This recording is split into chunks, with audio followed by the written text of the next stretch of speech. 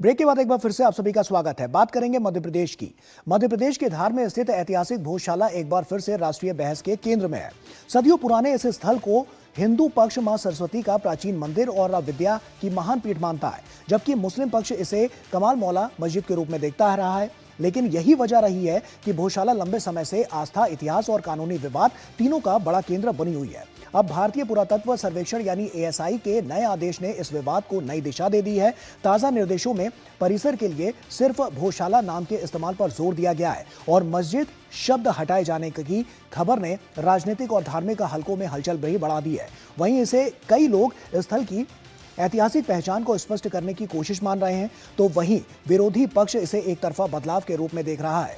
पिछले कुछ समय से एएसआई सर्वे, पुरातात्विक जांच और ऐतिहासिक दावों को लेकर यह मामला लगातार सुर्खियों में रहा है। जहां हिंदू पक्ष मंदिर से जुड़े प्रमाणों की बात करता रहा है, अब नए आदेश के साथ परिसर में श्रद्धालुओं की आवाजाही, पूजा अर्चना और व्यवस्थाओं को लेकर भी तस्वीर पहले से ज्यादा स्पष्ट होती दिखाई दे रही है।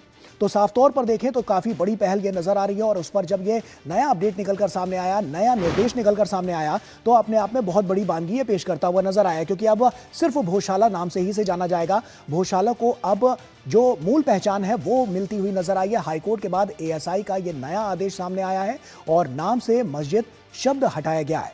हिंदू पूरे साल अब इसमें पूजा पाठ कर सकेंगे। श्रद्धालुओं में उत्साह का माहौल है। कल हमने देखा जिस तरह से हाईकोर्ट का जो फैसला आया, उसके बाद से लेकर अब जो एएसआई का नया निर्देश आया, उससे साफ अब जो तस्वीर है वो और ज्यादा साफ होती हुई नजर आ रही है, क्योंकि हिंदुओं की जो मान्यता रही है पूजा पाठ को लेकर और उसके बाद सांस्कृतिक जो चेतना है उसको जगाने का, जागरूक करने का यह काम काफी महत्वपूर्ण माना जा रहा है। इसके अलावा अगर हम बात करें एएसआई का जो न्यू ऑर्डर है वो क्या कुछ कहता है, क्योंकि संस्कृत पाठशाला के रूप में मूल पहचान जो है वो मिलती हुई नजर आ रही है और यह अपने आप में बहुत बड़ी पहल और उस बानगी को पेश करता हुआ नजर आ रहा है। जो हमने देखा एक लंबा संघर्ष इसके पीछे देखने को मिला था। हिंदुओं को निर्बाध प्रवेश का अब अधिकार है और यह अधिकार अब जो नया ऑर्डर आया है उसके तहत मिलता हुआ नजर आ रहा है और साफ तौर पर हिंदुओं को लेकर और हिंदू मान्यताओं को लेकर, पूजा पाठ को लेकर ये एक जो सांस्कृतिक पहल है वो बहुत बड़ा एक कदम मानी जा रही है, बहुत बड़ा निर्देश मानी जा रही है, जिसने साफ तौर पर एक बड़ी तस्वीर पेश की है। कमाल मौला मस्जिद का उल्लेख अब हटाया गया है और ये इसलिए भी हुआ है क्योंकि ये काफी जरूरी था।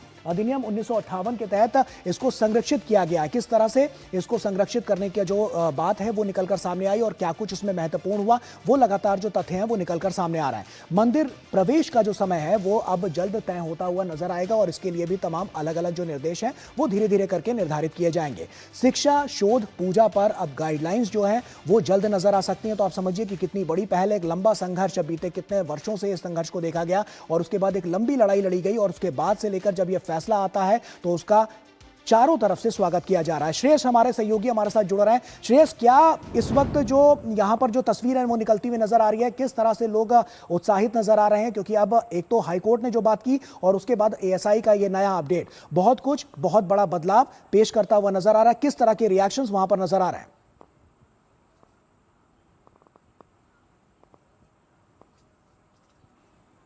जी बिल्कुल, देखिए मैं शुक्रवार से ही कह रहा था कि ये जो फैसला है ये ऐतिहासिक फैसला है और उस फैसले का असर अब सिर्फ न पूरे मध्य प्रदेश में बल्कि पूरे भारत में दिखता हुआ नज़र आ रहा है। शुक्रवार को ये फैसला आया और उसके बाद कल से ही जो है भोजशाला में पूजा अर्चना शुरू कर दी गई थी।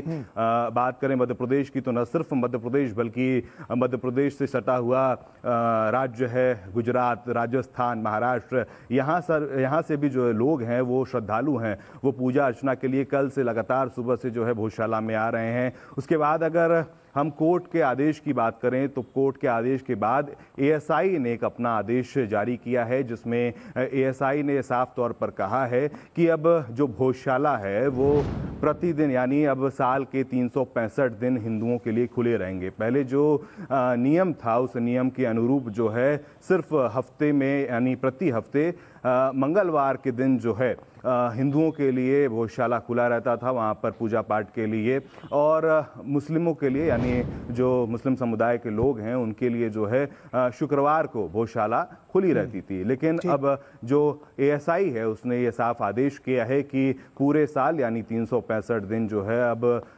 भोजशाला जो है वो हिंदुओं के लिए खुला रहेगा। हिंदू वहाँ पर पूजा अर्चना कर सकेंगे बिना किसी रोक टोक के साथ। इसके साथ ही साथ कोर्ट के आदेश के बाद जो मुस्लिम वर्ड का जो प्रयोग था और जिसके माध्यम से वो लोग शुक्रवार को 1 बजे से लेकर 3 बजे तक वहाँ पर नमाज अदा करते थे, अब उस पर भी जो है रोक लगा दी गई है और जो मुस्लिम शब्द था वो भी हटा दिया गया। यानी बात करें भोजशाला की तो अब सिर्फ भोजशाला जो है भोजशाला के नाम से ही जाना जाएगा, सबसे बड़ी बात। उसके बाद अगर हम बात करें तो मुझे लगता है कि एक लंबा संघर्ष देखने को मिला है और वो इंतजार बहुत लंबा था, चाहे जिसने याचिका डाली उसके लिए भी और तमाम हिंदू मान्यताओं को लेकर जो हिंदू हैं उनकी भी।